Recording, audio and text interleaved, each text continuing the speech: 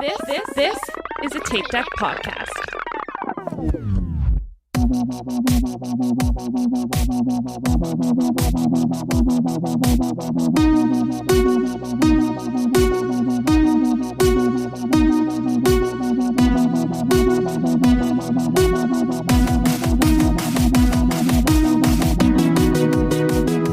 Hello, and welcome back to We'll Run For. This is your host, Tom, and with me as always are Aaron. Hello. Michael. Hello. And Diana. Hi. Wow, Diana got the happy That's one. because when we just did this 5 seconds ago and had to re-record, I burped immediately before saying hello, and I was not prepared. I'm thrown off a little bit God. because we just went through this intro, and I felt like the one before this was really strong, and now my confidence my confidence is shaken. I mean, Tom, how about that podcast we were on the runs? Oh, on the runs? Yeah. Yeah, it was awesome. Ever hear of it? Yeah, it was so great. Thank you very much to Eric and Erica for having us on. Oh, it was so fun. Yeah. So fun. What? I got a chance to listen to it. Oh, I Tom was said. listened to it. I Yeah. said that I still haven't actually listened because I stink. No, I don't drive to work anymore, so I don't have true. the car ride. That's a good point. So I've got to make a point to actually listen to it while working tomorrow. You have no commute. Yeah. No commute. That's kind of me. Like, that's why I don't listen Yeah. as much anymore. I used to listen, like, while I walk the dog, but a lot of times I just listen to music now, so I'm not listening to, like, as many podcasts as I once was. Yeah. So I got to get back into it so that I can listen to our episode and hear what we said. Was it quality content? I would say yes. How much editing did they have to do? Probably not that much. They run a pretty tight ship over there at On the Runs. No, yeah, way more professional. I will say that they did pay us a really good compliment because no spoilers, but kind of towards the end of the episode, I think Eric says this kind of feels like an episode of We'll Run For because it just feels like four friends shooting the breeze. And we were totally off the rails. That was for sure. Which is why it felt like an episode of Will Run. That definitely did happen. It tracks. Yeah. What else? Virtually live registration opened at the beginning of this month. We've done pretty well for ourselves. We have about 50 more spots left open for this year's race. So we upped the registration number, so we're getting some extra medallions this year. Boop, boop. So yeah, we got an email from our friend over at Ragged Cuts, Stefan or Stefan. We're not really sure which way to say it. We apologize if you listened to this and we said your name incorrectly. Is donating half of our medallions so that we can put more money towards the Unite for Her fundraiser. Awesome. Yep. So that was really, really, really nice of him. Thank you. If you do listen, thank you so much. That's so very nice of you. Any other housekeeping? I don't know. On that note, also registration for Virtually Live ends on April. Oh boy, I should have brought up a calendar before I started that sentence. April 26th. Mm-hmm. So you have basically 26 days from the time this episode drops Yes. to sign up. Make sure you do not wait too long to sign up because it could sell out. You never know. There is also a limit. Yes. There is 'Cause also a we limit. have to, obviously. Yeah. We had to give our number count to the medallion guy. So, Mhm.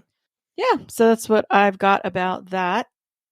Michael and I wanted to shout out, or I'm not sure if shout out's the right word, but we wanted to acknowledge another death in the Run Disney community. Emily, everyone kind of knew her as Dilly. She was kind of in she was in with the what was the podcast that Runners Without Limits podcast group. A lot of those gals kind of were really good friends with her. And I came across her a few times, but there are some people within our community that were very close to her. She suddenly in January, I believe, or early February, was having some issues, and she ended up having some very rare form of leukemia. Oh, wow. And it's been 2 months. Within 2 months, unfortunately, it was fast and aggressive, and sadly, she passed last week. So I just wanted to acknowledge that to our community, and if anybody knew her, we send out our condolences and our sympathies. Mm-hmm.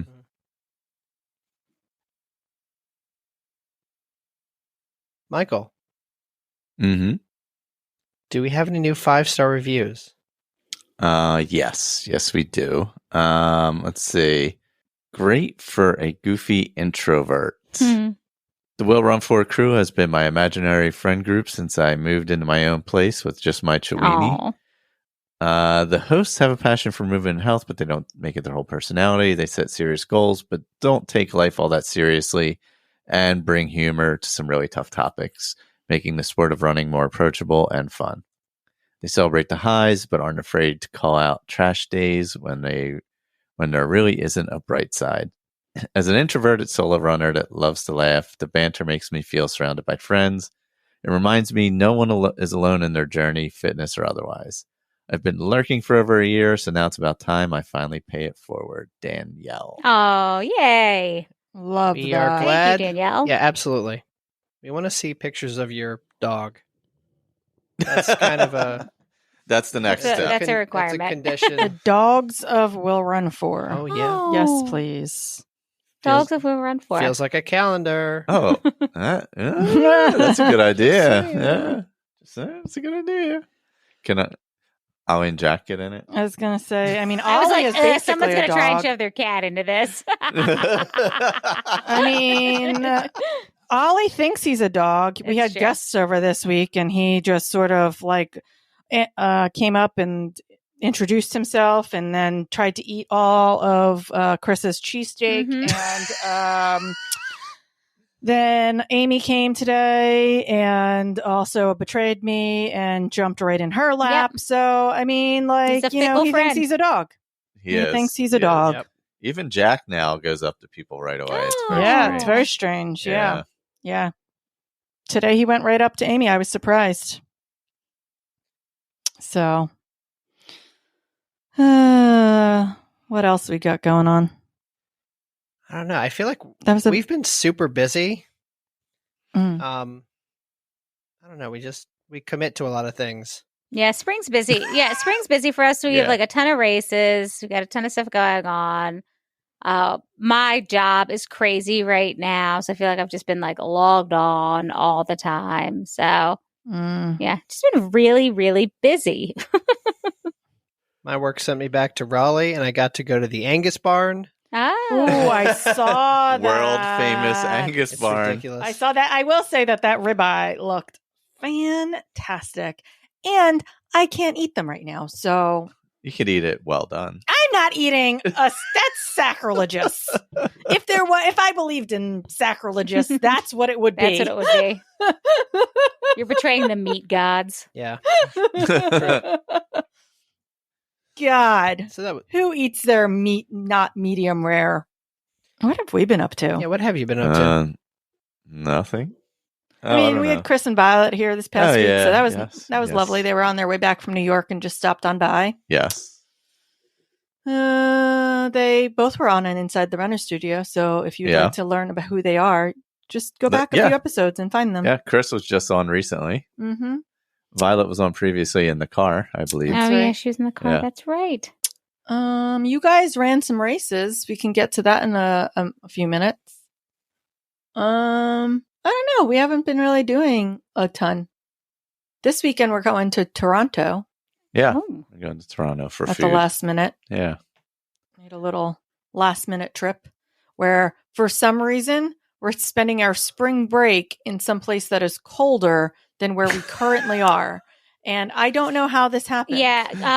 Ryan and Nicole were just there, and all their photos are they're in coats and Yeah, they look snow miserable because I and- saw them. yeah. I saw the pictures and I was like, why are we doing Yeah, his this? sister's up there. That's why they're there. There you Is go. that who that is? I had no idea who that was. So what are we running for this week? I'll go first. My brother bought running shoes. Oh, Which is- yeah. Which is its own thing, but he got fitted for him. Nice. He is interested in walking, running, and he's just kind of easing into it now. Definitely for Cool. fitness reasons. I think he wants to lose a little weight and kind of use running as a supplement to working out as well. Every reason why you get into it, right? But it's really cute. It's really adorable because he's looking at it from like rose-colored glasses. Yeah, the newbie perspective. Mm-hmm. He doesn't have a. Is it fun to like watch like that perspective from the other side? He's got no gear, and it's going to be a quick learning curve. Because Oh, yeah. It's like when you just start the first time you go out running when it's remotely closed. Does he have a cotton Yep, shirt? you got cotton Yes. shirts on. and like Is he wearing cotton shirt? cotton sweatpants, like Yep. the whole thing.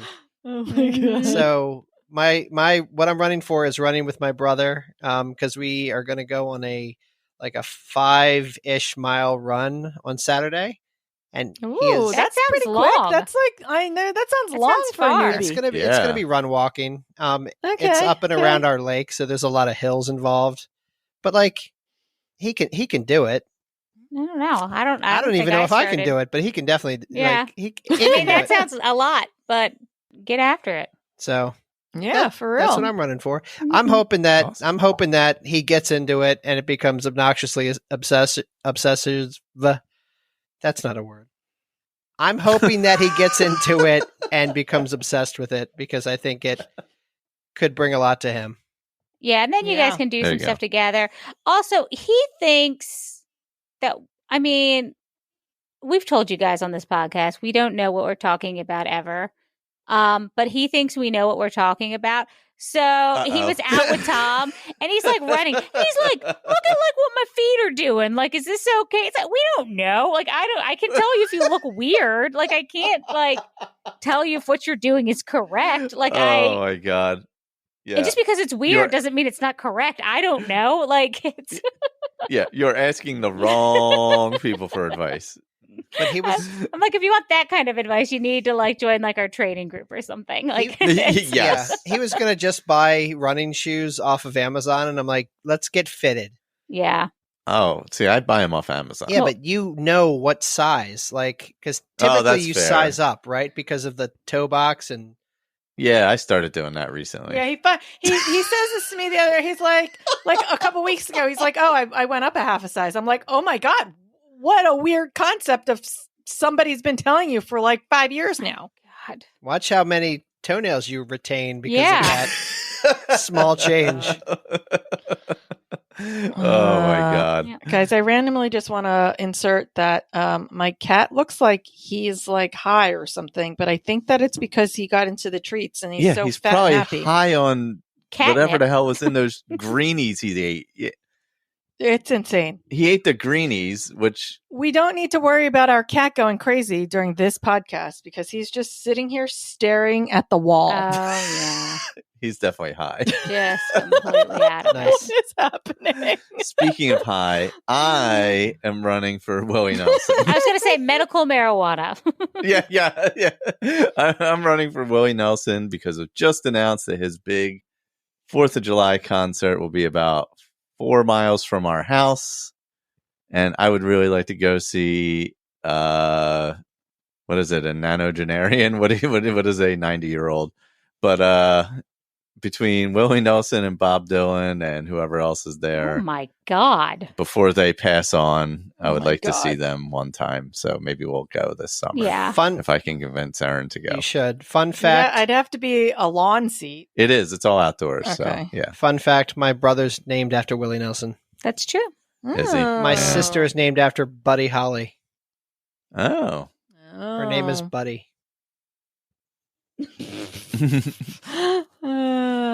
I'm running for what I call cancer cake. It's when I insist that Michael goes across the street and gets me cake because I say I have cancer. This happens like once or twice a week. Aaron, there's I have an You've killed internal her. conflict because, like, of course we support you, and of course what you're going through is of the utmost seriousness. But come on now, it's getting to like, right? Like, I think we can all admit that this is getting to be a bit much. So I had an ice cream sandwich before we came upstairs, and right now I can't eat carbs for 48 hours before a scan that I have going. And I'm sitting there eating He's sitting there delicious eating an ice cream sandwich on the sandwich. couch. And I just like literally paused the television and stared at him. And he's like, do you want me to go into a different room and eat this? Yeah. That's like Diana will be working out in the living room for like the 5th day in a row when I haven't even looked at the Peloton bike. And I'm just like eating a way too big size bowl of cereal, Yeah. staring at her working out. The other day, I came out of the kitchen eating ice cream. Like it was on sale like a week or two ago. So I bought like little pints of ice cream. So I was eating some of it. And Tom's response was, "Where did you get that?" He consistently acts like he doesn't live in our home. Like he doesn't know where things come from. Like, I'll get something to eat and he doesn't. Like, we have a pantry, we have a fridge. He doesn't know where the food comes from. I don't understand. Look, Well, I should say that I'm running for ice cream, but I had something else. So,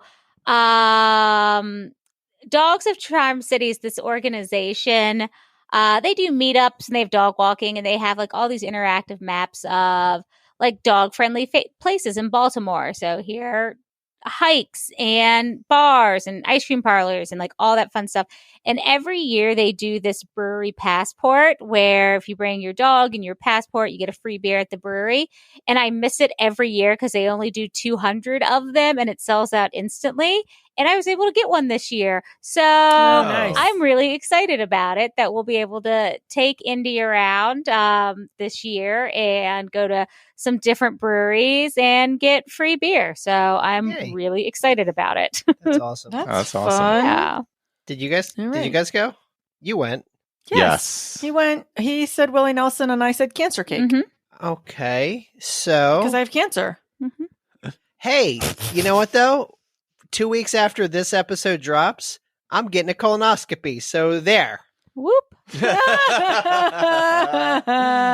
Now you'll know. You're getting all your ducks In a row. in a row. Is that what it is? Do you even know where your ducks are or who your ducks are? Or? We should do an Ask Me Anything, and I'll just go live from the colonoscopy. Oh my God. Sounds like a plan. Everyone start sending in your butt questions. They have to be butt related in some way. Yes. Yes. Oh, God. Is it your goal, Tom, to take a video? We don't have Oh, we don't go-getters. have We don't have go-getters. What we do have is do we want to talk about any kind of recent races before we get into all this? Yeah. We got to hear about the otters. Yeah, I want to hear about. Well, I want to hear about how drunk y'all were on St. Patrick's Day first, and then I would like to hear about the otters because I have decided that I am staying in Maryland next year and running with the otters someplace. St. Patrick's Day. We went out in Annapolis.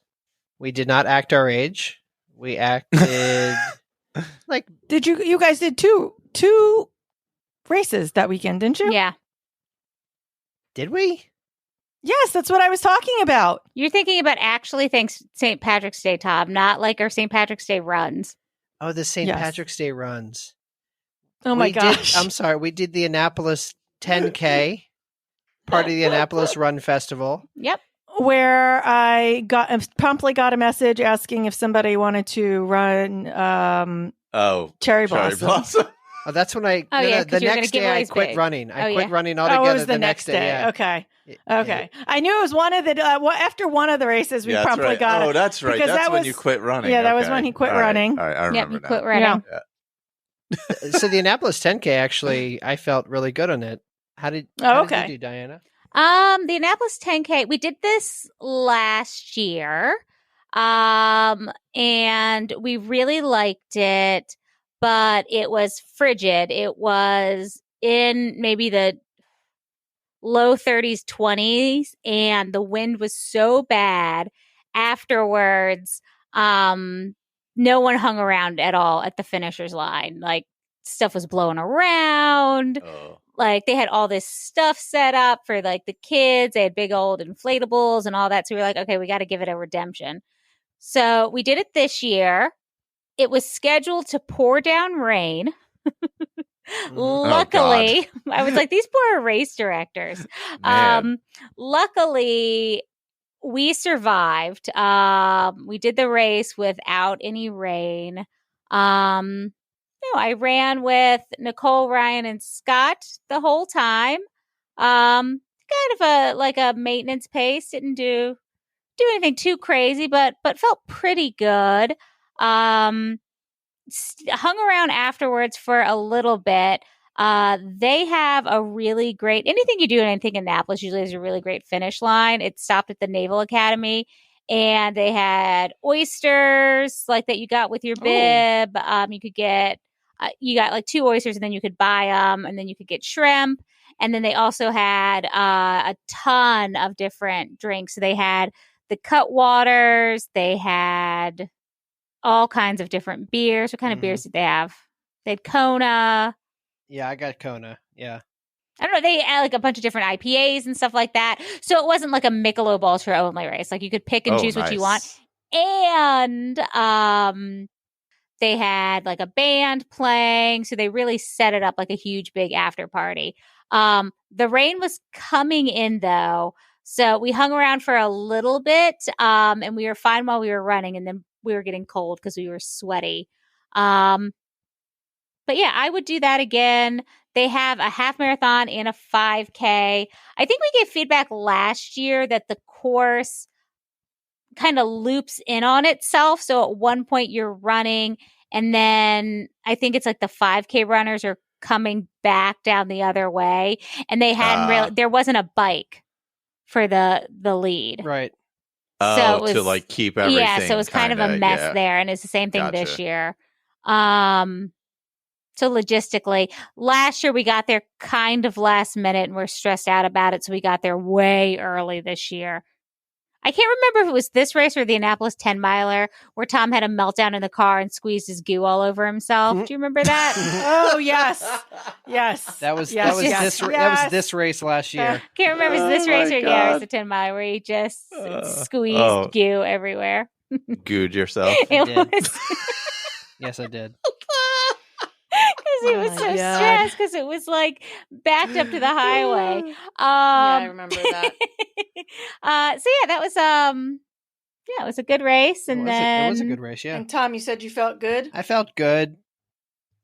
You ran on your own, and you used all that goodness then up because that's why you didn't feel good. Like I really was like, because I'd been running so infrequently, I was like really trying to push myself and run through like some pain that I was having in my on my left side and my lower back, and like that was kind of shooting up and down my leg. So I was trying to run through that, and that just carried over into the next day.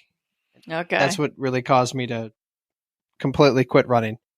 So then the next day, we did the Kelly Street 5K, which is part of the Be More or the B3 challenge with Charm City Run. Yep. 9th year doing it. Yep. That's the one where you guys get really drunk before you run, right? It's the best day of the year. I love it so much. I love it so much. So it's got a 1 p.m. start time. And it's on Daylight Savings Time Day. That's a good every year. And it starts right out front of a really old Irish bar in Baltimore called Mick O'Shea's. Mm-hmm. So we get there at like 10 in the morning, and then shenanigans ensue. The tradition is we always have to have at least 1 shot of Jameson and 1 Guinness, and then whatever else. But you have to have at least that. Yeah, it's kind of our marching orders when we go in. It's also the same day, and I think we've mentioned this before. It's the same day the St. Patrick's Day parade happens in Baltimore. So there are people waiting for the parade to start in there. So all the guys in their like kilts and their bagpipes, and there are tons of people out for the parade. So it's just kind of like a good vibe in the city as well. Absolutely. The problem is, part of it's the drinking. Because then like that stretch of road right in front where you start on a downhill, and it's some of the worst roads in Baltimore. They're all warped and rolling and like potholes everywhere. And so my anxiety is awesome.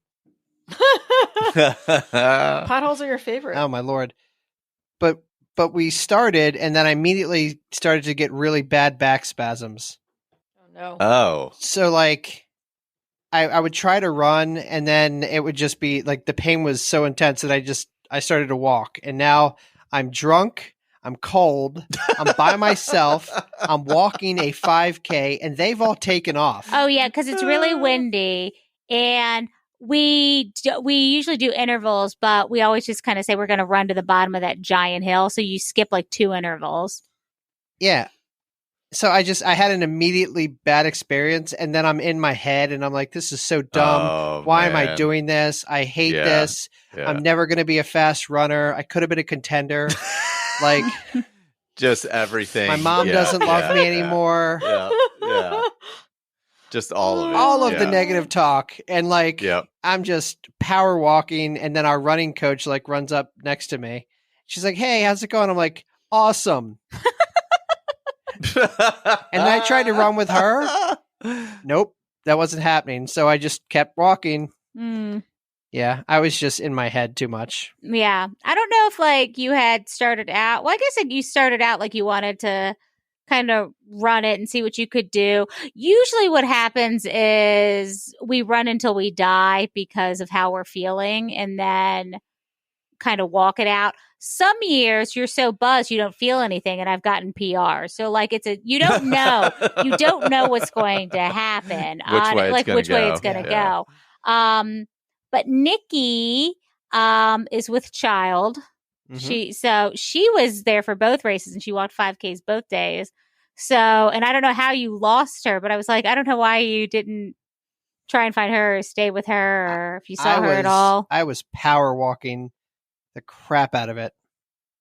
All right, so we've talked about Kelly Street, right? Yeah. So and then it ends at Power Plant Live. They have beer and snacks and all of that, which it's actually a really good after party, and people stay for a long time. We typically don't because we get down there so early. So we usually stay, maybe have a beer or two, and then head out. I think that's it with that race. Yeah. Again, we do it every year. Tom, how are you feeling now? Have you officially quit running? Well, since he ran with otters, spoiler alert, I don't think he quit completely. Yeah, it's true. I don't know. I'm sorry, you swam with otters? You swam Look, with Otto. okay, so last weekend we went down to Chris and Lisa's house on Friday night because Saturday morning we were running in the first inaugural, I guess that's the same thing, Otter Trot. At least you didn't say first annual, because that's where I feel like you were going, and then it drives people nuts because it's technically not correct, grammatically correct. Well, we need to be grammatically correct. So There's one thing about us. It was the inaugural Otter Trot, which is a 5K in Solomon's Island, Maryland, from the Calvert Marine Museum. Chris, our friend of the Games We Grew Up With podcast, he belongs there because he has to pass it every day on the way to work. They have 2 otters, Chessie May and Chessie Mack. Chesapeake. Chessie May and Chesapeake.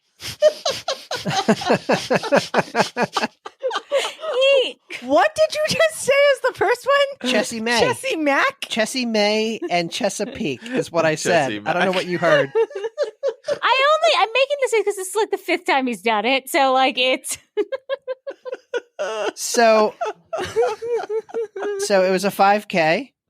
I love otters. And it was torrentially downpouring the entire time. like Yeah, there was a nor'easter came up. It went because I was talking about it with somebody at work, and when I say it poured the entire time, from the moment we stepped out of the car, it was pouring, and then it just got periods of heavier throughout. Mhm. It never got light. It never turned into a mist or a light God. rain or anything. It was Well, if it was raining as hard down there as it was up here, It was it was like torrential. It was miserable. And it's about 2 hours for us. It's like down near like St. Leonard. Like it's really far. And Chris and Lisa live about halfway for us. So we drove to their house, stayed over there the night before. So then in the morning, we only need to drive like 45 minutes ish to the race start. Yeah. If it was nice, it would have been perfect. Yeah. Like it's flat. The problem with it being so flat is flooding, because there was definitely a lot of flooding going on, and like we were constantly like there was no way to run around it, so you were just running. How through. did you feel about that? Because then you can't see how deep it is. So You could see it was, when I say like, it was like halfway up your foot. okay, You weren't like ankle deep, but I got you. Okay. you know, it was Enough getting that there. like that's in your like shoe the entire yeah. time. You were soaking wet. Your feet were soaking wet. Like it did not matter. You could. That was like squishy kind of soaking wet too, where it's like squish, squish, squish. And like anything past a 5K, that would have been tough, because you would have started to rub. And I don't know if you know about my feet, but I'm prone to blisters. Yeah. Well, it was like we did Broad Street last year, and it rained, but it rained like off and on. It wasn't raining while we were in the corral. You know, this was torrential the entire time. Near the end, they were trying to get people off the street and like onto the sidewalk, which I don't think they had planned. But I think they were just worried about things starting to flood. Yeah. Again, it started at the Marine Museum. It was so cute. I've never really been down there before. So you run right along the water. There are boats. You're in these little neighborhoods. It was very cute. Like I do when I'm miserable, we started running and everyone decided on the interval, and I yelled, I don't know, probably profanity, and then said, I'm just going to keep running. So I did my I'm miserable while I run strategy, which is run until I die and then walk for 30 seconds and then run until I die again. So I was doing, I don't know, like 6-minute intervals and all kinds of crazy stuff. You took off. So I finished, I had a rain jacket on and a poncho, and every bit of me underneath was still wet. Drenched. Oh my God. Drenched. Just drenched. And then I was getting hot, but it was a little cool at the morning. So I took the poncho hood down, and then I took the like rain jacket hood down, and then I could, of course, because then it's filled with water, I can't put them back up. So I had like a hat on, and yeah, if the weather was better, it was so cute down there. Yes. And part of the issue we had with like our scheduling of the days, we had a baby shower we had to get to like in the afternoon, so we couldn't hang out super long. So kind of our plan was, we'll get changed, we'll have breakfast, get changed at somewhere local, go, because they had like Otterfest that day, where they had like a little event at the museum. But we like, no one had enough clothes. So if we had gotten changed and then gone to breakfast and had to walk back, we would have been soaked again, even with umbrellas, because the parking wasn't close. No. Oh God. It was in a field, basically. Yeah, you parked in kind of a field, and then you walked over to like the museum. So kind of like at like Bird in Hand. If you like park in the field over there and had to like walk. So like it wasn't far, but it was, far. If you had to walk, you'd get soaked. So we all just kind of decided that we weren't going to hang out, which I'm a little sad about. Yeah, because we didn't see the otters. No. Oh. That's the problem. Yeah, that would have been really disappointing to not be part of the otter party. Mm-hmm. And actually, that'd be the whole point. Yeah. Actually, when we finished the race, there's like different buildings there, and they all have awnings, and everybody's huddled under the awnings. I should have taken some videos of it. And funny. like right in front of the actual entrance to the museum that people were going in and using the bathroom, there was a giant otter, like a stuffed otter, and I'm like, what is that? And it was a guy in a suit. Mm-hmm. Oh my God! That couldn't go out into the rain. Yeah, like he was just. Oh, because he would have been. He was just sitting on the bench, like looking like a sad. We were like, "Hey!" So we got a selfie we got a character stop out of it. Oh my God! I saw the character stop picture. But it was so sad. He was just like sitting there because he's like, "It's Otterfest." And I can't do anything. and like it was so great because like all the volunteers were so nice and everyone was out there and they were so positive and they had like a little water stop out there under a little tent and everybody was just so happy to be there and so excited about it, and it's just so unfortunate they had a rainy day. Yeah. However, they did have the cutest like merchandise. So they had the shirts they gave us have a little cute otter on him, and he's running with his little sweatband and his shirt and stuff. And then the medals are really cute because they have the same little otter guy on him. Yeah, I saw that little otter guy on the medal. So he was very cute. We were very happy with that. And it wasn't a lot of money, and it basically went to the museum. To the museum, and when you picked up your merchandise, why do I keep calling it that? When you picked up your bib and stuff, I don't know if they were planning on doing this or they realized the weather was going to be bad. So they gave you your medal when you picked up your that makes bib. Sense. Yeah. So if we hadn't driven halfway down there, like the night before, I would have just been like, that's now a donation because. Yep. No, totally. Yeah, a day like that totally. Yeah. That's Yeah. So I was very sad about that, and just logistically, it was not a great day for us. No. That being said, we'll definitely do it again next year. Mm-hmm. Yeah, because we probably won't have a baby shower on the exact same day, and if it doesn't rain, like that's a beautiful little area. It's really cute. Yeah, and you can do like Calvert Cliffs are right there, so you could even do, a little hike or something afterwards, and kind of like make a whole day. So, yeah, it's cute down there. All right, so other than the rain, I would say that the Otter Trot was a success, but I'm like, I hear a but. Let's talk about some failures. There's a transition. My transition was I was thinking, well, Diana just said that it would have been a DNS. Yeah. It could have been a DNS. It could have been a DNS if that you guys had to drive the whole way.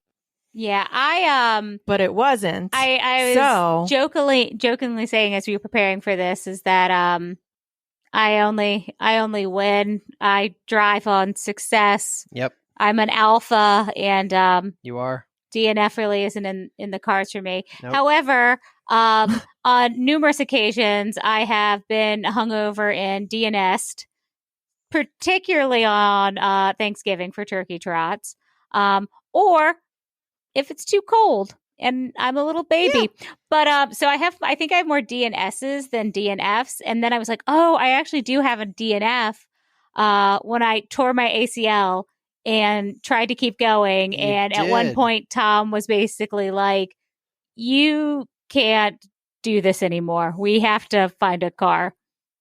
Diana just fully went all in on it. Tom and I were still playing with our dumb transitions. And Diana was like, No. I'm in. Okay. I'm in.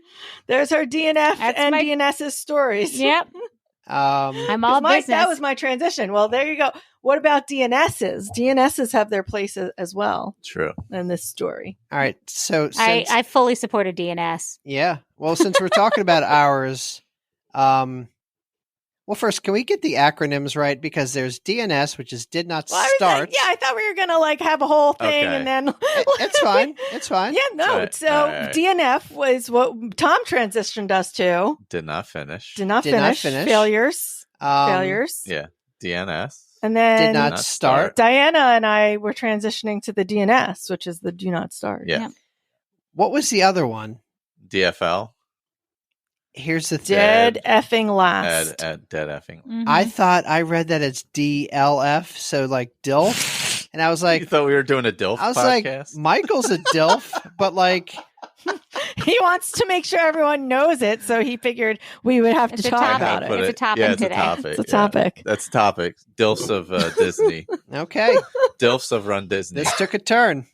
Maybe we'll do a DILFs of Run Disney I calendar. mean, we can ask DVC Tony Runner and Tony and and those Greg guys. Oh and- yeah, all those guys who. I'm gonna broach a subject with Greg at Broad Street. See There if I you can go. talk him DILFs to of Disney. a cheesecake Oh, calendar. yeah. Yeah. Speaking of failures, Is it cheesecake? Did I use that right? What is it? beefcake, Beefcake. Beefcake, not cheesecake. cheesecake, cheesecake. It would probably be more like a cheesecake calendar, but whatever. my- Instead of a beefcake chat calendar, it's a cheesecake I calendar. mean, I feel like cheesecake might actually be That's the more that's pretty appropriate accurate, term actually. for you guys. I do like cheesecake. Like if it's gonna be you guys, no offense, All right, let me rein us Sam? back in. Okay, we're talking about Yes. Is there a way We're t- to ever rein us back in, we're Tom? talking about times that didn't go as planned. Yes. And I don't think I have any. If I can share mine, I don't think I've had any like major DNSs, other than like the occasional hangover or we just wake up and the money's been spent and we're like I'm not driving just there. Yeah. aren't getting in the car. And if the race gets canceled, that doesn't count. No, I agree. Yeah, it has to be Yeah. your decision Yeah. as to why you DNS. Yeah. Yeah.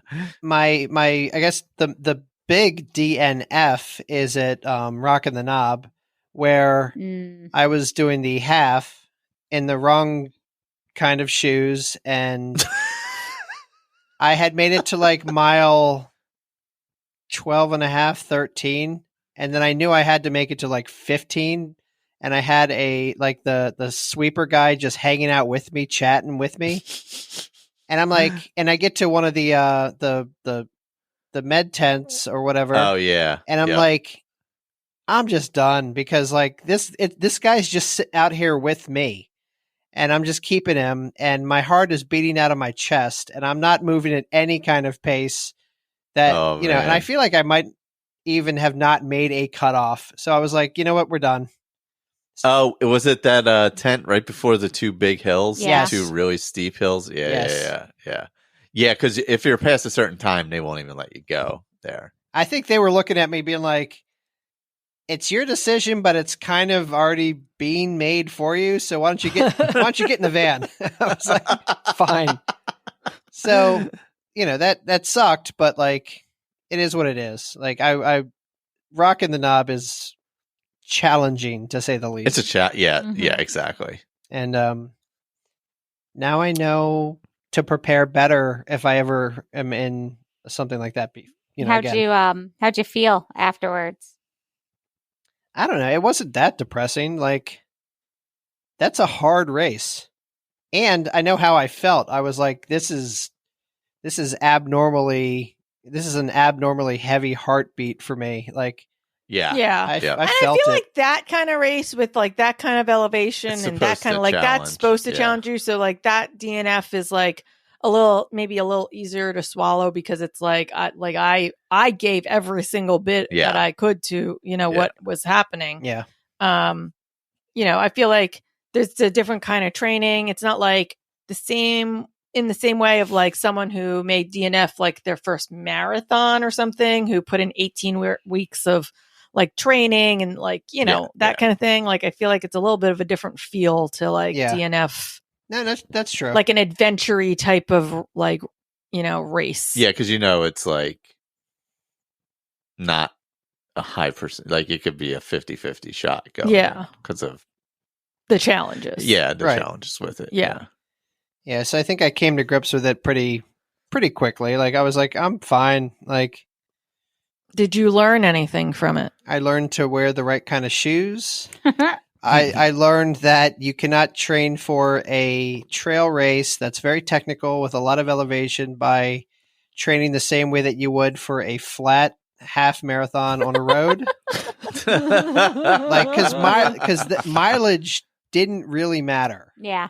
No, it didn't at all. Like I could that kind of thing. I can do that. Like the mileage would have been fine. Yeah. The elevation killed me.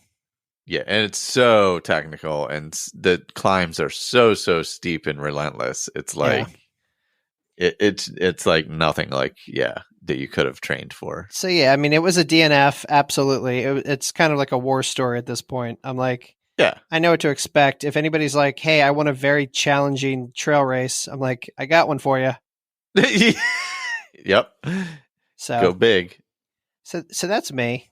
That's my failures. Diana, what did you learn from being hungover? Or Diana, Tom. Tom, I meant to say Tom, applies. But this actually applies to both of you. What did you learn from getting so drunk the night before a race that you had to DNS a 5K? Oh, probably nothing. Nothing. There was no nothing. I feel like I made the right decision answer. every time. Yeah. It wasn't. That's the answer I was looking for. All right. So no lessons learned from DNSs. I have no lessons learned from my DNF other than your DNF was don't tear your ACL during that's a fair tough one. mudder and try to go on for another 2-3 miles into the point where you physically can't. It was the morning of the royal wedding. It was. Oh. It was. We were watching Harry and Meghan get married from a camper right before this tough mudder, and it had been pouring for days before, and like tough mudders are muddy, but like this was a different thing. It was bad. Oh god! It was deep, thick, like viscous clay mud, and like I don't want to tell your story. I'm sorry. I mean, we've told the story before. Yeah. Like, people know this story. I had Nicole on my back. We sank. I fell over. The knee stayed. We heard it. Oh boy. And then it didn't hurt because it was gone. Yeah. And then I tried to keep going, and just my knee would give out. And I would fall. God. You definitely And did. I tried to finish. Yeah. And Tom was yelling at me that I had to stop. We got to a point where like this bus was passing. We're like, this is a good opportunity. Yeah. So. Oh my god. Yep. What's your stories? Anything good? Let's see. I DNF'd my first 50K because it was pouring rain all day. And it was hard. But that was my first time.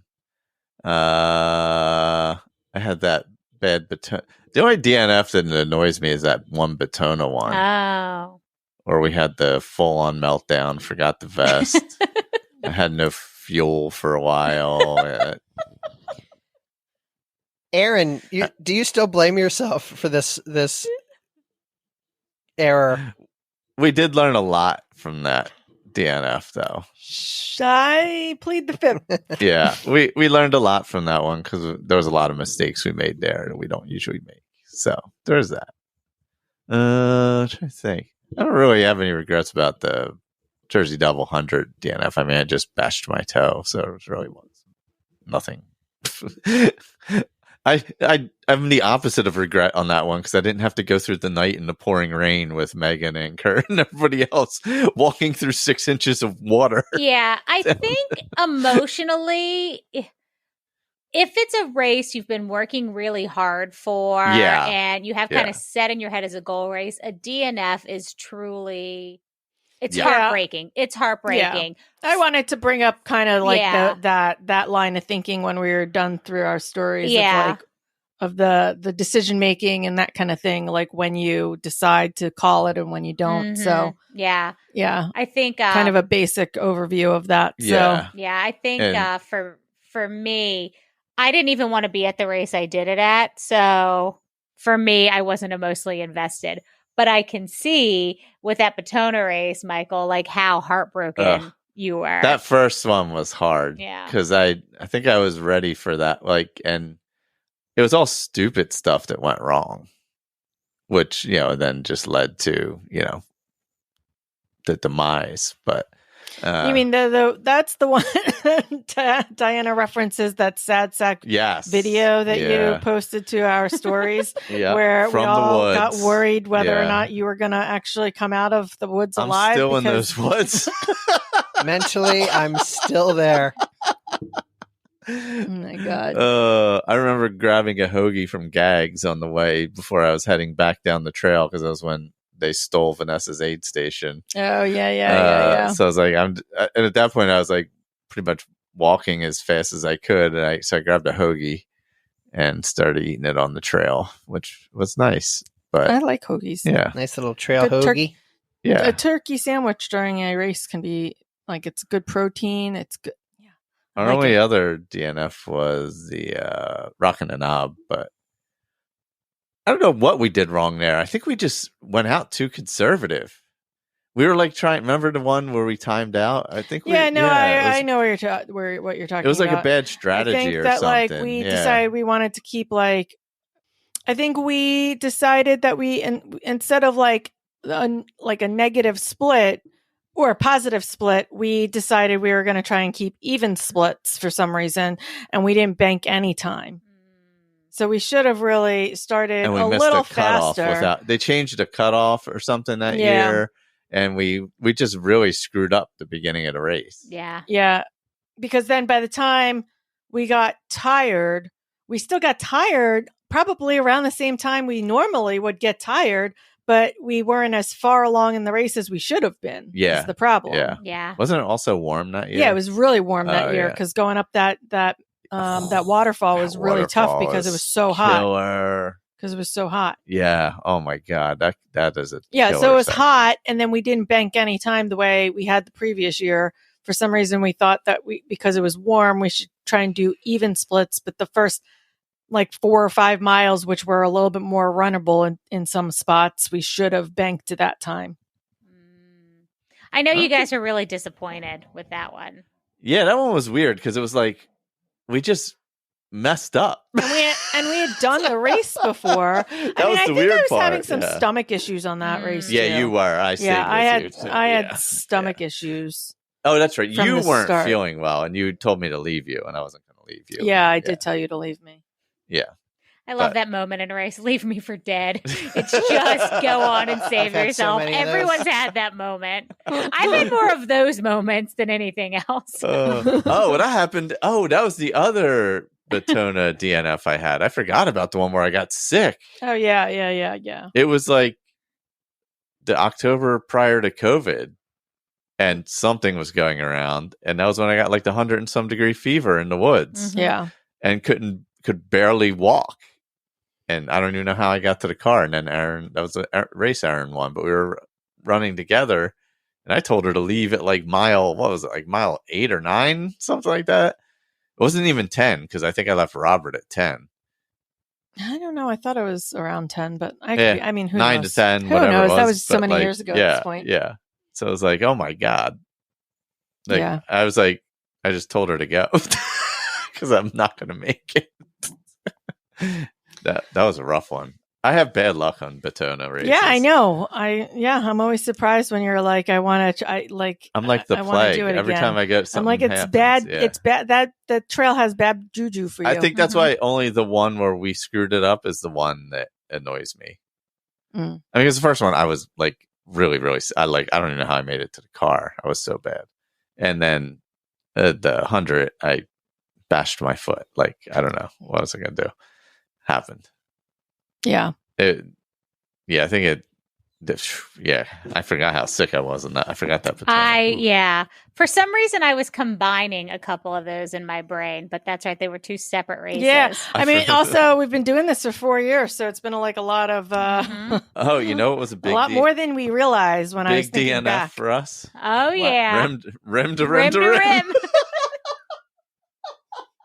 Rim to rim to hitchhiking. I'm not counting anything that was like a 24-hour race, Those don't count, an adventure thing like rim to rim. That doesn't count as a DNF, not in like a real way. I mean, that could have been a real way. Yeah, I mean, I guess we did we DNF'd our goal, so I guess we can. Yes. I mean, but we also DNF'd the goal of running to the shore from. Oh yeah, because we decided to try and do that in the middle of July. It was 90-something of like degrees. 2020 when it was like we have nothing better to do with our lives. That was true. And we crewed. You guys were running so much. Like early COVID, you were out all the time. It was crazy. I was actually looking up miles from that time frame when I was talking to my friend Dana, and I was going back, and there were months where, like during 2020, where we had like 220 miles because we were just running. And that year was like the year we had 2,000 miles. Yeah. Total. Because in the early days when we were recording, we would give updates for the week, and Tom and I'd be like, we did like 10 miles this weekend. And you guys were consistently, we did like 15 on Saturday, then 30 on Sunday. Or like, it was like always something crazy. Like, yeah. Oh God. That's actually crazy to even remember. And oddly enough, our 100th episode is finally 2 away. So I was going to do we should do some memories and stuff, or favorite moments, or like what's different from when we started. And that's one of the things I was thinking about that's so different recently. I was like, Michael and I that first year were doing the dumbest amount of miles in existence. Yeah. And we were doing almost like a lot of it on the trail. Yeah. A lot of it. Yeah. Cause we were going like up to like remote places because like no one was around. Yeah. Like, so we were going up to like the Highlands or like Tammany every weekend. Bear Mountain. We did Bear Mountain a lot in New York. Yeah. And just like long adventure runs we were doing. Yeah.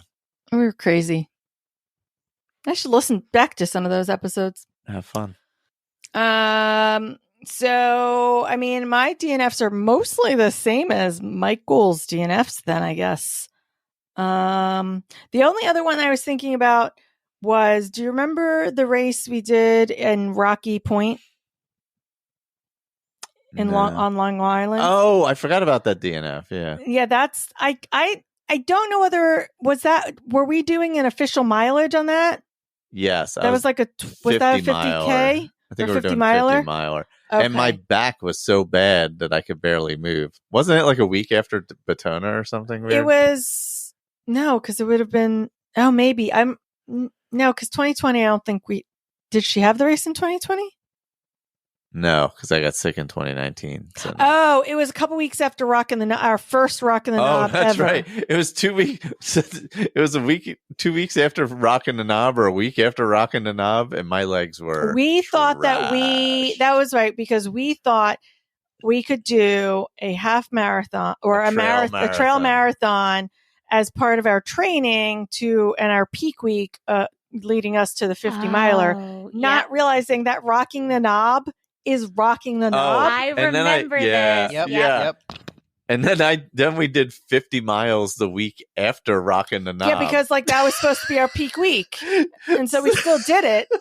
So we still did 50 miles the week after. And then we're like, why are we so dead at this race that we didn't taper for at all? That was the race that you and I we were supposed to run together, and I told you to leave me for dead. Yeah. And you did, true. Because I remember running by myself for a lot of it.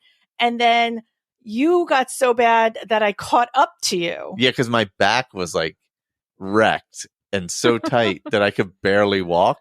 Yeah. And so I ended up catching up to you, and we ended up walking together for that, like, I don't know. It was like almost 5 miles back to Yeah, where we needed to go. And it was like the longest 5 miles of our lives. Well, because it's like a 10-mile loop. It wasn't like some short loop. Yeah. Yeah. And it was on a trail. So it was a I do remember that. Yeah. Oh, man. This is like somewhat of a recap, like a 100th episode recap of like Michael and Erin's dumbest moments. I had forgotten some of this. Very early in the podcast, it was just me going, "Oh my god!" like 1,000 times. Happened a lot. Yeah, this is that was a lesson we learned about training. Though. Yeah, we way overtrained and we were dead.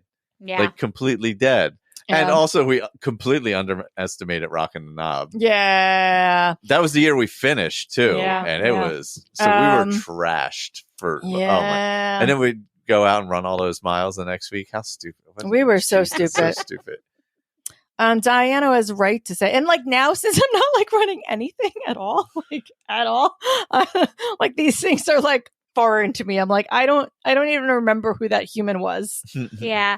And it's funny because, like, looking back, you don't sound nearly as heartbroken, but I know for a couple of those, you guys were really, really upset by some of them. The Batona one for me, for sure. The middle Batona. I have a couple of DNS and DNFs outside of Michael as far as the last 2 years for Disney. I signed up for Dopey of 2023.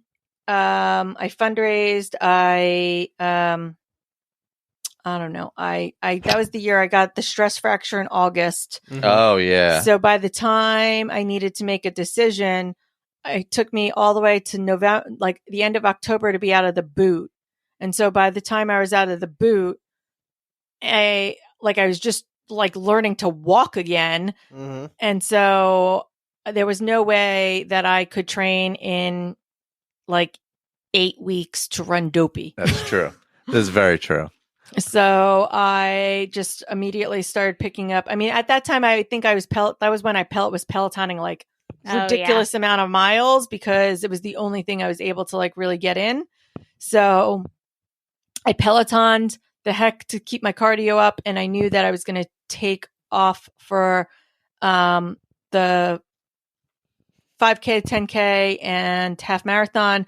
But I knew I was going to DNS the marathon. I had even made that decision like a couple months before, so I could just take it off my mind.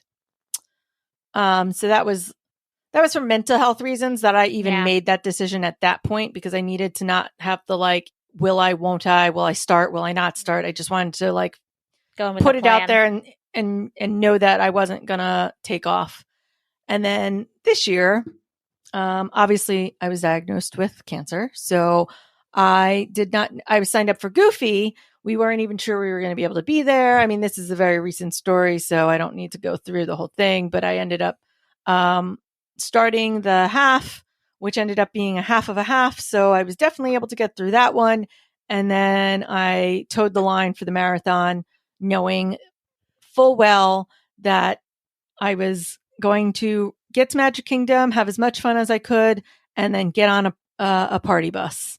And so it was my decision when I was ready to be done. And so that DNF like felt very like, it was kind of like that, like empowering DNF where you're like, no, I know I can't do this, but I want to have fun. So I'm going to go out there until my body says no. And then I am going to be able to be the one to say, I am done. Yeah. So those are, I guess, my real stories. I mean, obviously we've kind of had this conversation on the podcast. I find no shame in DNSing, even whether it be because you're hungover or for like, I am running a marathon and I got sick, right? Like karate got COVID that one year, right? Yeah. And I had to make the decision, like, do I risk it and make myself sicker, or to the point where like I'm down for the count for a long time, or an injury for the same kind of reason? Like, you know, DNSs can be tough because there are decisions that you have to make at game time, or just mental health reasons. Like I don't feel like I'm ready. I don't feel like I can do this. I don't feel like, or taking it off the plate like I did, there's no shame in any of those reasons. What other reasons are there for DNSing? Like if you haven't trained properly, like we deferred Philly because we had too much going on. So we were like, let's just push it to next year. Why are we cramming this in? Yeah. Yep. Because our schedule had gotten out of control. And then once we did, we were like, that's so much better. Yeah, it was like a huge weight it was taken because we were stressing about it. Yeah, I remember that. Yeah. Yeah, and that's kind of like the same thing with like just mental health. Like New York City last year, I gave myself a drop dead date of like, if I don't feel ready for this by, August 25th, because that's a drop dead date, then I'm just going to click the defer button and take it off my plate so that mentally I know it's not there anymore. Yep. Yeah. Do we want to share some of our listener feedback? Yeah, I mean, I think the rest of the conversation can easily probably come from some of these comments. So our first submission is from Ruth. My DNF story. I only have one. It was the Dirty German in 2017, the Monsoon. You guys talk about that race, the Dirty German. Yeah, we did it once. Yeah. Yeah. I didn't do it that year. I think we did it in 19. I think we did it in 19 also. Yeah. This was 17. It was 3 months after my husband passed away. Somehow I got turned around on the trail and ended up backtracking. Came out and there were people at an aid station. They asked what I was doing coming from that way and and I had to ask if there was a way to get back on the course. They said, no, you'd have to start over. I'd already run 18 miles at that point. Oh, my God. Oh, God. I could see the parking lot in my truck, and I said there was no effing, she said it, effing way I was doing that. Walked to the finish line to at least let them know I wasn't dead in the woods somewhere. Went to my truck and just cried for what seemed like forever. Mm-hmm. The lessons I learned from that race. When you see people running the opposite way, you are probably lost. Most volunteers, God love them, have no idea about the course. I mean, probably true. It's true. It's true. I mean, they stick us volunteers out there at some of these trail races, especially. They just give you the coordinate and say, go. Yep. And lastly, and this one's my favorite, I'm kind of a badass. Yes, you are. I ran, that race was no joke, and I ran 18 plus miles in horrible conditions. Wow. Yeah. I think you made the right decision. Yes, you did. Yeah. And yes, you are a badass. I can't imagine being told you have to start over. I would die. Miles. I would die. I would have done the same thing. Oh, yeah. I would have done the exact same thing. There would have been no other way. choice. Been like, It's nope, like- done. It's like an impossible choice. They're like, you're really forcing my hand with that. All right. Main Street Miles Meg. I have started 10 marathons and finished 6. So I have DNF'd 4 marathons. Disney 2008, Boston 2008, Disney on Ice Marathon. I didn't know that existed in 2010. That was an icy year. Oh, okay. Gotcha. Making sense. And Disney 2020 Marathon is part of Dopey. I've come to the point where I actually am proud of all of those races because of how hard I worked in training. What I learned from the races is how important my health is. There's always another race. Health is number one.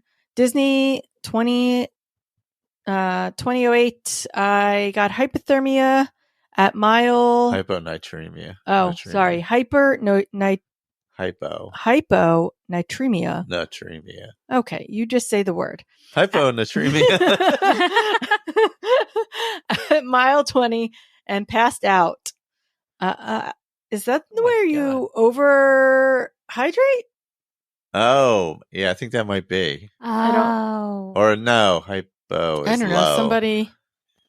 Hold on. I don't know. I would have to like, Google somebody that. has to Google that. All right. Google while I'm reading.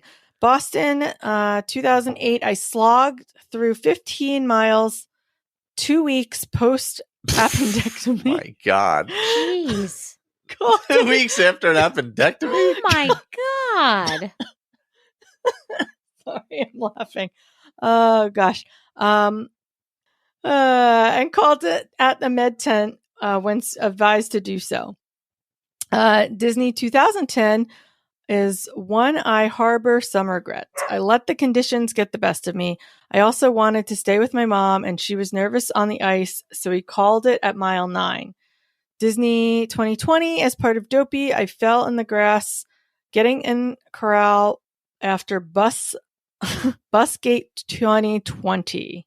Oh, she was part of the bus. Oh, the year of the buses. Yeah. Oh. Yes. Yes. It's all coming back. Yes. Mile 1.5 a medic assessed my knee, started tapping on it, and stopped to tell me it wasn't smart if I kept going, so I listened. You only get one body. There are lots of races. DNF, DFL, and DNS are all better than never taking risk to train. Keep moving forward. Also, pro tip, if a medic is addressing you by name from your bib and asking you if you're okay, joining you for a few seconds on course to make sure you're most definitely not okay. Listen to a medic. Yep. I love her. Smart. Luckily in Disney 2008, what happened during a highway and out and back on the way out. I kept going. They let me, but clearly kept an eye on me, and did in fact pass out shortly after the turnaround. They were there speedily. Oh man. My God. I forgot to answer. Okay. Lessons I've learned. Electrolytes are important, especially if you're a super sweaty runner. Respect the heat, aka do not sit in the sun the day before the marathon just because it's negative 10 degrees where you live and you're now on the glorious sunshine state. You are out of control. I'm dying. Oh, good. 3, listen to the medics. They are professionals and they want you to finish, but more importantly, they want you to see the next race. I mean, that feels That's solid true. advice. Don't start a race 2 weeks post-surgery. That's just dumb. Don't put yourself and your family through that. And number 5, establish before a race with your running buddy what you're going to do if one is struggling and needs to drop out. Oh yes, definitely. That's important. Yeah. And lastly, I honestly think the DNFs made me a stronger person and runner, so I have no regrets. Yes. Also, in 2008, I DNF'd both marathons I started, but registered for both the following year and finished. Comeback is sweeter because of the setback. Amen. All right. Yep. That's what the situation says. Yep. Footnote: hyponatremia Yeah. is the condition that occurs when the level of sodium in the blood is too low. Yep. Gotcha. With Oh, this it's too- condition, the body holds on to too much water. Okay. So that's okay. Okay. This Yeah. dilutes the amount of sodium in the blood and causes levels to be low. Wild. Okay. Yeah. Yeah. Because it's about the salt. So it's about the low. electrolytes. Yeah. Not taking in enough electrolytes. So she had more water. So she probably was drinking water with 0 electrolytes. I Mhm. think that's usually how that happens. Yeah. Or like she needed to take like salt tablets and She stuff. needs to, too. yeah. There was a lot of great stuff in there. I liked how she said, you only have one body. I think we forget that as runners, that we only have one body. This is true. Yeah, we can't. Yeah, it's when it's gone. We can't. Yep. Yep. Can't make another one. Can't make another one. This is true. Dr. Erica's son has one. Let's see. Let's see if I can try to make my long story short. 2023 WDW Marathon was the one I did not even start. Previous year was a tough one for me for various reasons, emotionally, mentally, and physically. I had broken 2 metatarsals in my right foot. Ooh. Even then, I managed to spend the year dancing ballet, running, swimming, despite the pain, and just making it worse. Oh. Wow. Making it worse. Yeah, that's... It's a runner. After a half in September, the doctor said I had to stop. I still ran the Marine Corps Marathon. Oh my God. And wine and dine after that. So 2023 was coming, and the universe had to send me a very direct message. I went ice skating and fell on my tailbone right after the new year, which was right before race weekend. I thought I wouldn't be able to run for obvious reasons, but I felt better and said to myself, yay, I'll run. Oh, God. The day of the race, I got ready, got to the bus, took the mandatory picture with fairest run of all by the ball at Epcot until I felt something was not right. On the way to the corrals, I told fairest run of all that she could go ahead because I need to go to the restroom. The line was obviously long, but I was feeling horribly nauseous, so I had to throw up in one of the bushes on the side. Oh, God, that's awful. God. I still insisted I wanted to run. But I threw up a bunch more times trying to make it to the start line. Now, of course, I had to convince myself it was a terrible idea to even attempt to start the race and stopped at the medical tent. I didn't feel great about not starting the race, but it was definitely the best decision to make. Wow. Okay. Oh, man. Oh, and they had a second one here. Just for fun, weather forecast, heavy rain in DC area. Timing is horrible. Now today's story. Just for fun, weather forecast, heavy rain in DC area. Timing is horrible because of the Cherry Blossoms Festival. Oh, yeah. For example, in which several events had to be canceled. On that note, I was praying that the race could be canceled as well. Of course it wasn't. The Marine Corps being the Marine Corps, they would never cancel a race because of rain. Well, I got all my things ready that night, got myself ready to sleep early as I could. To get ready to leave at 3:45 a.m. The race is about an hour away. Fairest run of all would definitely be freaking out because I made the decision of doing same-day race packet pickup, so that adds another layer of stress. Well, with all those circumstances, in addition to having a car accident at the end of February that gave me back and shoulder pain, which I'm still recovering from, my gosh. And doing PT, for the record, my PT would not approve my running, but I'm stubborn like that. Who are you? The killer hilly course that would be flooded 3 to 4 hours. That would be flooded, pooled, all the uneven and slippery surfaces, the rain, the cold. I've been sleeping an average of 3 to 4 hours per night for the last 2 weeks. So when the time came to get up to go, I did indeed and got up and started to get ready, but my body said, get yourself back in bed. So that's my decision of DNS today. Despite everything, I feel like it was my best decision after all. MCM half in May and MCM marathon in October will have to make up for today. That's the race that I had asked you about doing, the 17.75. Oh, yeah. Okay. Yeah, because that's where it starts in Quantico. Mm-hmm. So that's that race. Yeah. Our friend Steph shares, deciding not to finish Dopey Marathon 2024 because I was soaked, freezing, and just having a really tough one was such a relief, and I felt so much better. Fooled around in Magic Kingdom for a really long time, talked to the balloon ladies, got lots of characters and all the bike and all the bike volunteers. The atmosphere on the bus was good. That part was amazing, but once I got off the bus, I wanted to go right back on course. I spent a lot of time beating myself up for not continuing and pushing through. I've mostly made peace with it, but 2025 may be my dopey redemption. I think this is one of the things that we were kind of talking about earlier, but I don't think we hit head on, is that idea of like, when do I push through? Yeah. When I'm hitting the wall, when do I pull myself out? And right, you can only answer that question for yourself. And kind of the regret that it's interesting because a lot of our stories are like, we don't regret what happened, but you know, there's a lot of times where it's like, oh, if I just pushed myself a little harder and not pulled myself off. I know a lot of times I have that, even with like PRs. Fine line of like what's right for your mental health versus what is right for your ego versus like, is it injury. Like, what's the fine line of like, I hurt my foot. If I keep going, if I pull myself now, I can heal myself on my own. It's like it's not quite a DNF because it was a 24-hour race, but or a 12-hour race, but like I kept going when it hurt and I should have stopped to not make it a grade 4 stress fracture. This is true. Right. Yeah.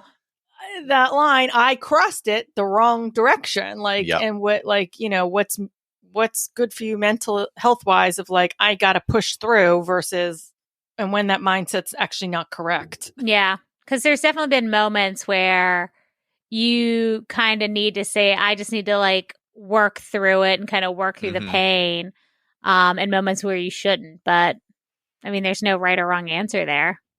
Yeah. I mean, is it sore or is it pain is part of it too? Like, is it just kind of crampy, or is it like, I'm so dehydrated, my legs are going to seize up on me? Yeah. No, it's hard. Weird fine lines. It's hard. Well, at least you got to have some fun in Magic Kingdom. So you had that going for you. That's good. There you go. All right. Jen runs on pixie dust. I made the decision to DNF my first marathon at the halfway point. Ooh, heartbreaking. I had ended up with a bad case of, what am I saying? Perineal tendinitis. I was saying something wrong for like 3 days in our household, by the way. I'm not smart. Was it 2008? No, it was semi-glutide. And and I was like, what was I calling it? It was a singular word. It wasn't semi-anything. It was... Did Tom point this out or to something? He just let it happen. All right. Okay. So also, she's an orthopedic surgeon, or a PA, so she knows whatever the heck she just said. Yep. But I do not. Yep. So Jen ended up with a bad case of, say it again, Tom. Perineal tendinitis. A few weeks out, and this led to other issues. Shout out to the guy on the bike who shouted, "This is why I don't run," at me at mile 10 when I was crying as I realized my dreams of finishing were over. Oh, wow. Oh, my God. I like the little melted emoji face that she put at the end there. I would die. I mean, that would probably make me stop crying. Yeah. Yep. It's so funny, Jen. Oh my God. Oh my God. Oh, good. Oh, jeez. God. Megan Avis says, I made the decision to DNF my first ultra. I was at mile 14 and something just fell off in my knee. Felt off. It did not fall off. Oh boy. I probably could have finished, but I hit high goals for another race I was training for. I apologize, Megan, for barely being able to get through that. We're getting a little punchy, but that's okay. Oh my gosh. I'm still laughing at the Jen thing. I'm still laughing at the Jen thing. Also, can we upgrade her to current future marathoner Megan Avis? Like it's official now. Right? Like we did not need to we should have placed bets on how soon it would happen. Because it wasn't ever a when will or if it'll happen. It was a when. So we should have put bets on how long it would take her. This is true. All right. Theme Park Natty DNF'd the Disneyland half back in January. Made it to about mile 2 and just couldn't go on. Found out after that I had COVID. Oh my God. I know all about this. One race I ran the Disney Marathon with COVID and finished. The other race, labor pains, I almost fell asleep on the trail and had to stop after 2 loops. I'm like, why am I falling asleep while I'm walking? Oh, I have COVID. That's why. So I know that you're feeling saying well. Relatable for you. Yeah, very relatable. All right. F. Steiniger. I DNF'd the 2016 Walt Disney World Marathon and was pulled at mile 19. I was devastated, and knowing I still had MCM in October got me fueled to never feel like a failure again. I say DNF, you're a failure because I could have done more to train. I ended up losing 60 pounds and actually Oh, wow.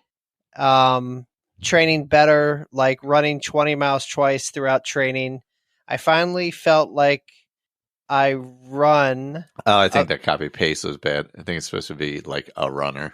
I finally felt like a runner once I lost the weight and not feeling like dying after the race. There you go. There's some redemption there. I love that. Oh, and to top it all off, I ran the Walt Disney World Marathon in 2017 and flipped mile 19 off, as well as finishing the marathon that I DNF'd. Oh, that's amazing. Congratulations. In 2018, I did Dopey and felt amazing, all because I DNF'd in 2016. There you go. Yeah. There you go. Sometimes you use that fuel for the fire. That's Yep. it. Love That it. is it. Mm-hmm. That's when it comes to what did you learn for it, or what did you get out of that DNF? And, for some people, it's that I never want to do that again. Mm-hmm. Yep. And with Dopey, it's amazing what training will do. Honestly, I swear, it changed my life. This is true. This is true. All right. Run, cat, run. I did my first DNS at the San Antonio Full Marathon in 2023. I registered and was all super excited to start training, all until the kids started school at 2 different schools at 2 different times. Oh, my God. Life seemed to be throwing me hardball left and hardball right. So as the month leading up to training was about to start, I had to be okay with having the registration fee go down the drain and just tell myself it wasn't meant to be. It's sad. It's sad when life just gets in the way sometimes. Yeah, life is lifey. However, this taught me a lesson to think before registering, to make sure I can fit in both home life, kids, school life, work life, wife life, and mom life into training.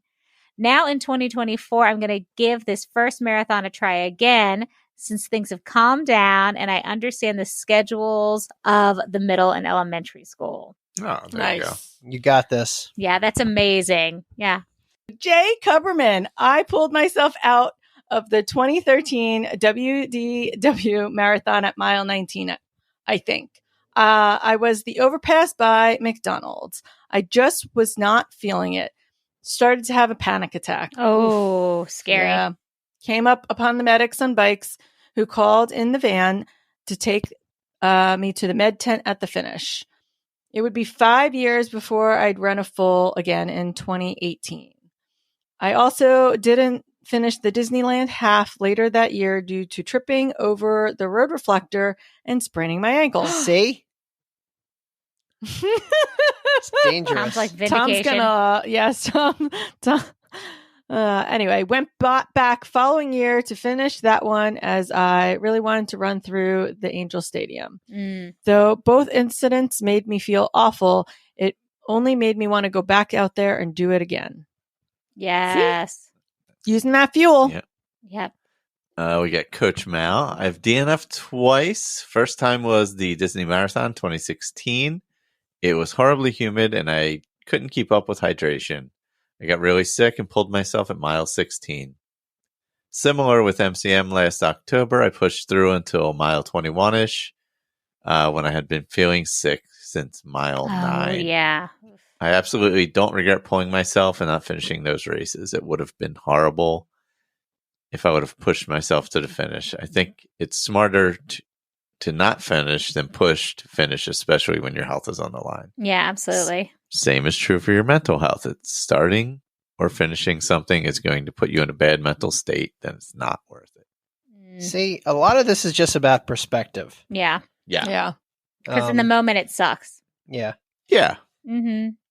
And I feel like it takes you like the looking back on things to like really find those lessons. Yeah, absolutely. It takes a little while to get to that moment. All right. Our friend Chopper Girl DNF'd Princess 2022 half marathon.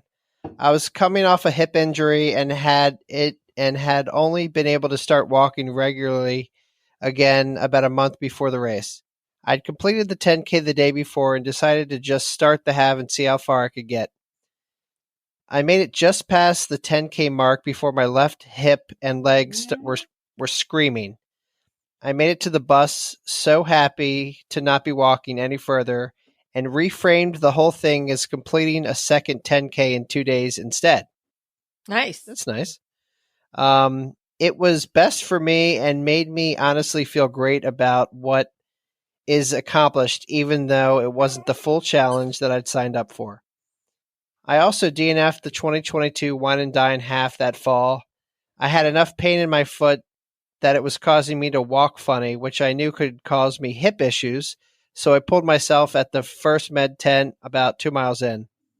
It turned out to be good that I did that, as I had a stress fracture in my foot. I was training for my first marathon/dopey that January and would have hurt myself much worse if I hadn't listened and DNF'd when I did.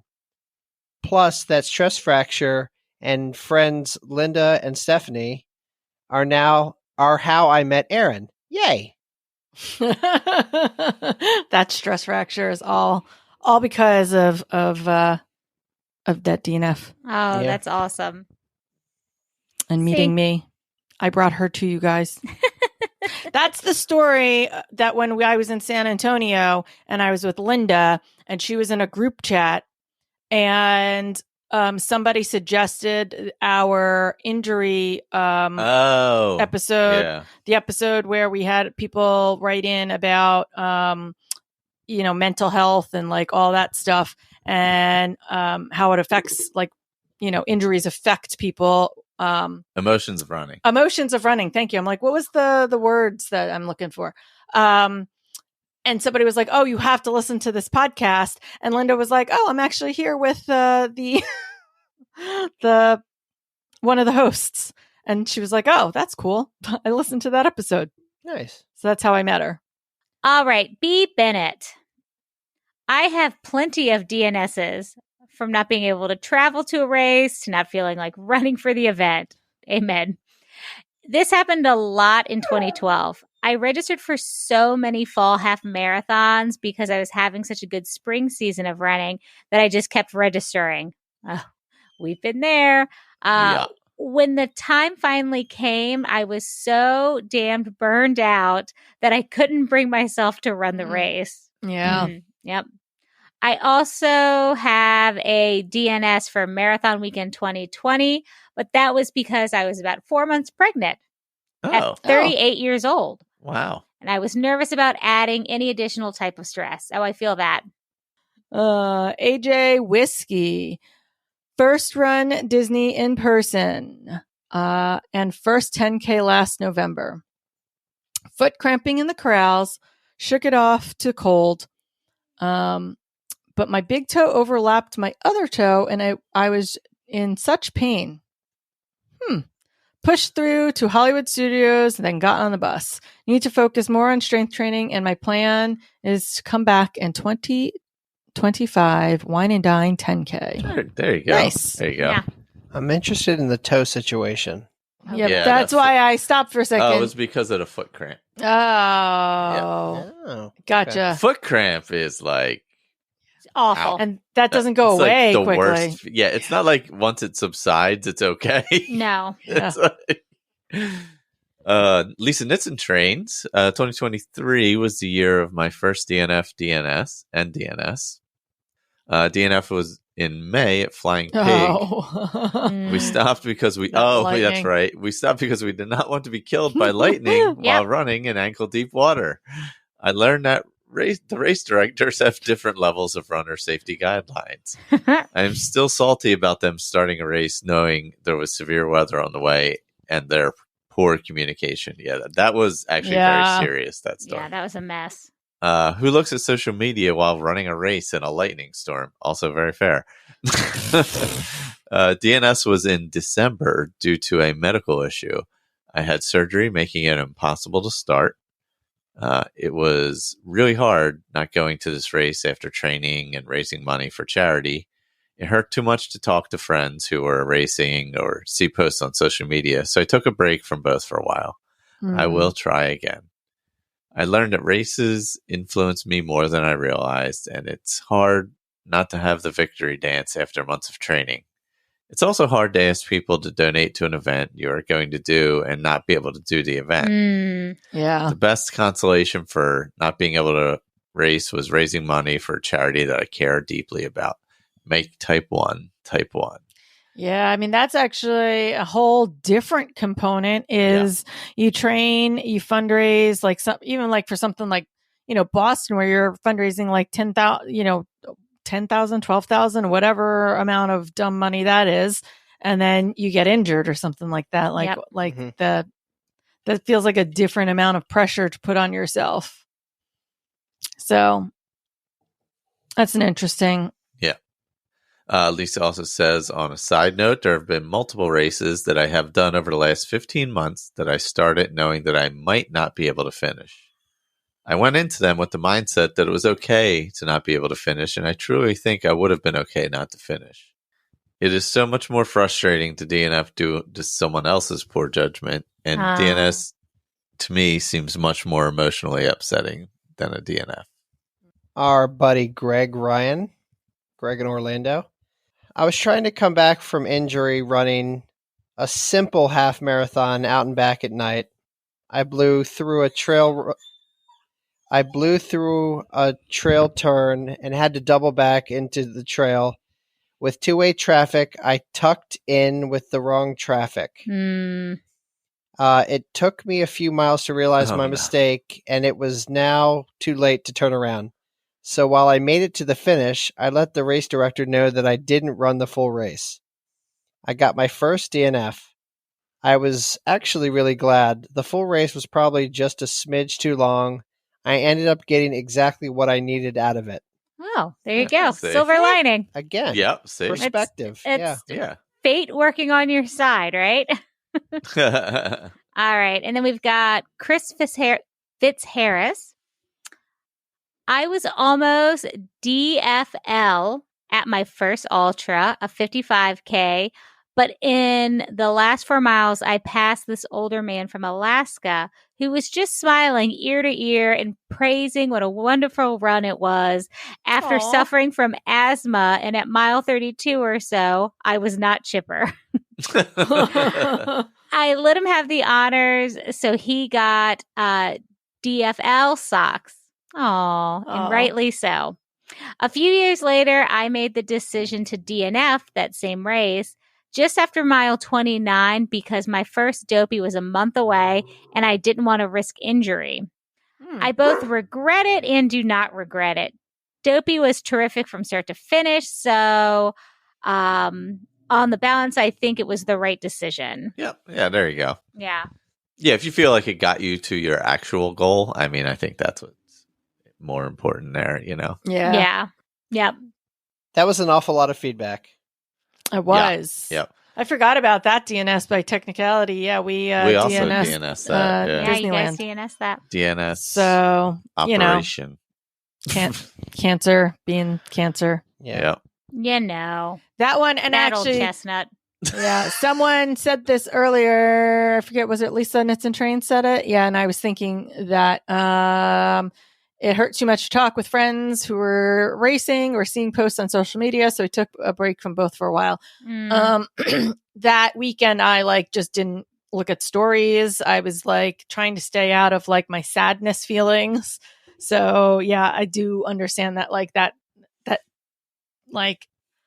FOMO-y feeling that we kind of get when you have to make that decision, and then seeing all the people who decided to do it or are out there doing it, it gets kind of sad and emotional. Oh, yeah.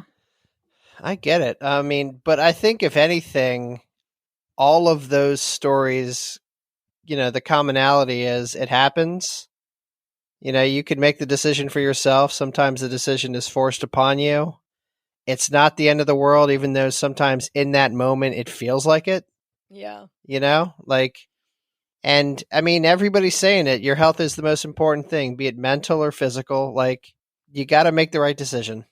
Yeah, and I do think there is very much a difference when you're making that decision and when someone's making it for you, right? Yeah. Yep. So do we want to end on a high note? Yeah, always. Because any other final thoughts on DNF? Mm. No. Nah. I mean, if you get one, it's because you tried to do something hard. Yeah, so hopefully. Most likely. Yeah. You know? yeah. Hopefully, if you've ever been nervous and you haven't had one yet and stressing you out, you're in good company. You're in good company with us. happen. So they For happen. a multitude of reasons. Yep. I did just have one final thought based on some of the stories that we were telling. You also need to check your confidence in that just because you've done something before doesn't mean you can kind of not prepare accordingly. Yeah, that's true. Because like I think I ran Annapolis without water.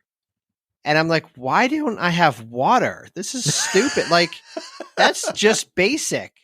Yeah. And I can do a 10K without passing out from dehydration. I mean, it was also freezing cold and wet, but like, there's no reason for me not to do the exact same thing that I've done in other races. You've always done. Yeah. Like, you still gotta, you've got to observe your process and be consistent with it. Like, confidence can come and bite you in the butt. Yeah. Do we want to share something good? Sure. Gosh, should I even come up with something good? Oh, I did. Yes, you did. I was like, I think I threw something in there, but I don't remember what it was. Michael really has both of our something goods. Yeah. Yeah. I literally couldn't think of anything. We've been drowning. Haven't really watched anything good. We watched Aquaman 2. It was one of the worst movies I've ever seen. Not good. I keep seeing the thumbnail You there. turned it on for like 3 seconds the one I day. kind of thought it would be like silly and fun like the first one, and it's truly terrible. So, man. So I'll give a shout out because I just got tickets for everyone except for the one where we're coming from springtime and we cannot go. All of the Spider-Mans are returning to theater, and that's my favorite. And I love Toby, and we saw Spider-Man 2 in the theaters probably 15 times. So, I'm going to relive all of the Spider-Mans. I got 2 tickets, so Tom is probably going to be there unless he gets sick of the person I become watching all the Spider-Mans in the theater. Will be completely honest. I had no idea that you bought tickets. I thought you just put placeholders in our shared calendar with those dates. Nope, and that we got them. That would buy tickets probably. Nope. But that's cool. We're in. Spider-Man. I like They start, I think, April 15th-ish, whatever that Monday is. So, okay. Oh. Okay. Yep, starting with Toby, going into Andrew, finishing up with Tom Holland. All right. There you go. Well, my something good is when we're recording this, tomorrow is the opening day at the Orioles ballpark in Baltimore, Maryland. Oh. We are going to opening day. We've been the last couple years. It's a lot of fun.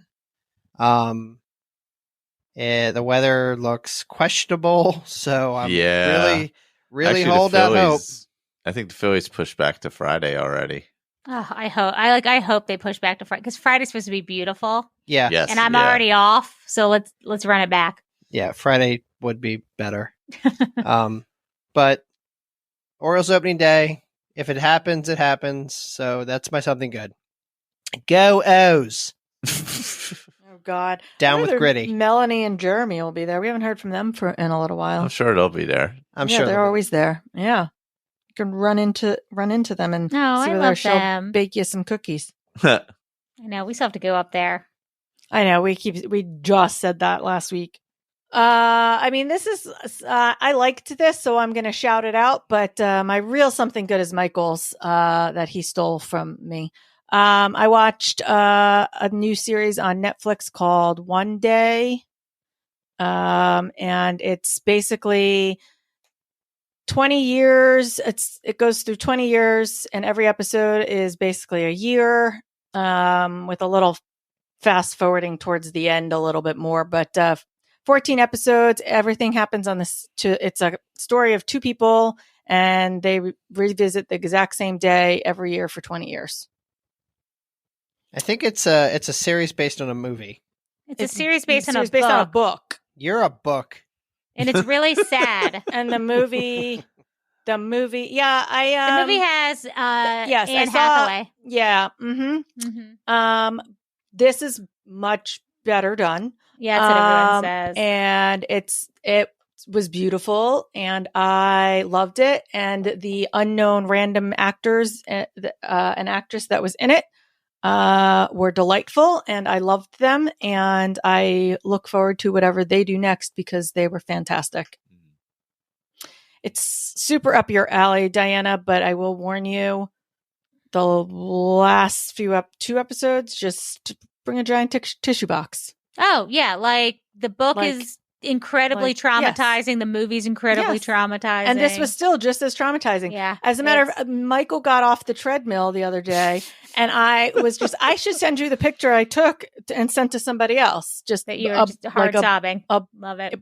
Remember the picture I took of myself when Nick Offerman played on that show. Last of Us, yeah. And I sent you that picture of me just like in full blubbery that was pretty much the same picture. Just picture that picture, and that's what I sent to some friends.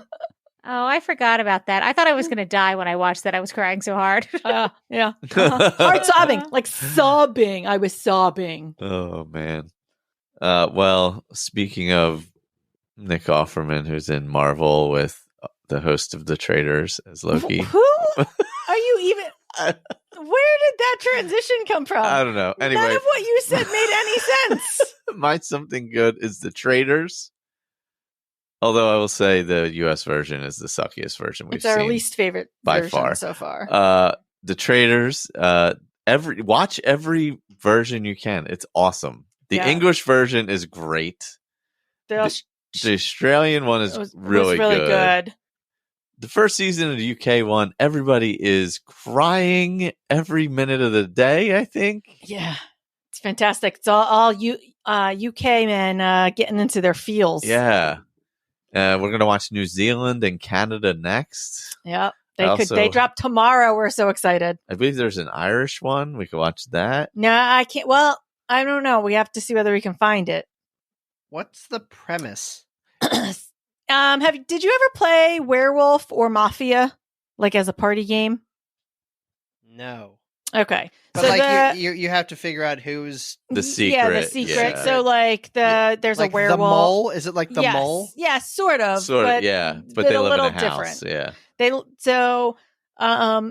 This is like a group of like 20 to 24 contestants, and they're the host of the show. At the very beginning of the show, they get blindfolded, and the host of the show goes around the circle and taps however many people, and they become the traitors. Yeah. Okay. And so pretty much they spend the whole game having to try and figure out who the traitors are. And at nighttime, the traitors get to kill someone off. Yeah.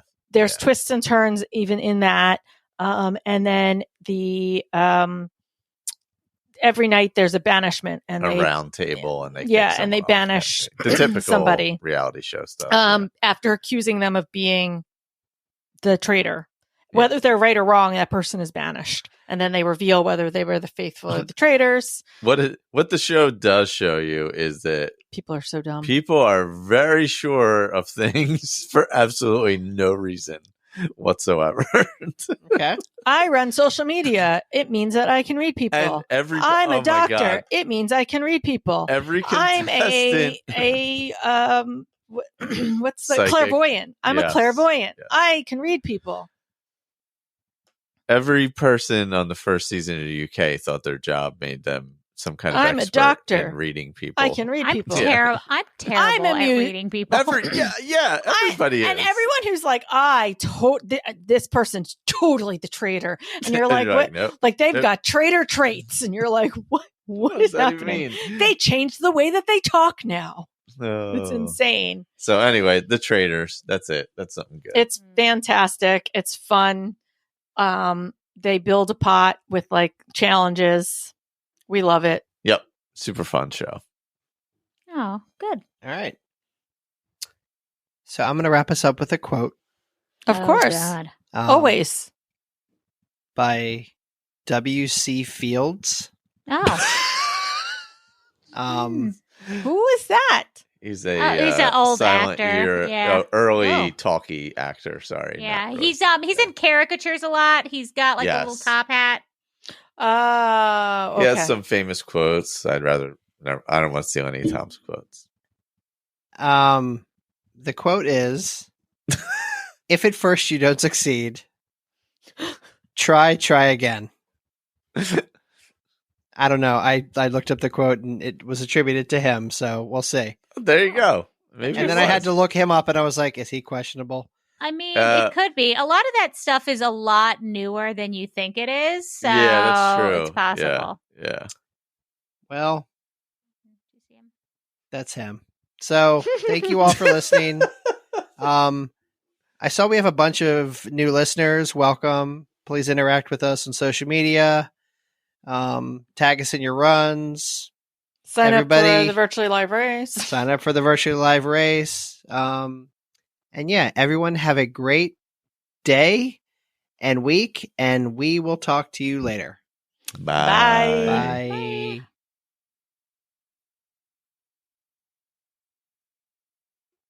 I gotta go get a drink of water. This gummy is hitting me, and I'm got dry mouth. Cotton mouth. I was trying to read that whole thing. My eyes are like. That's what happened to me on the first one. Actually, that was why, my reading was really slow, slower than usual. I was wondering. I think and it's you were also... saying 2008, and I'm like, what is she talking about? I know she was saying 2008. I was like, get it. That was, and then she switched to 2008. I'm like, what's happening? What are we doing? That's normal. It's because I was getting a hot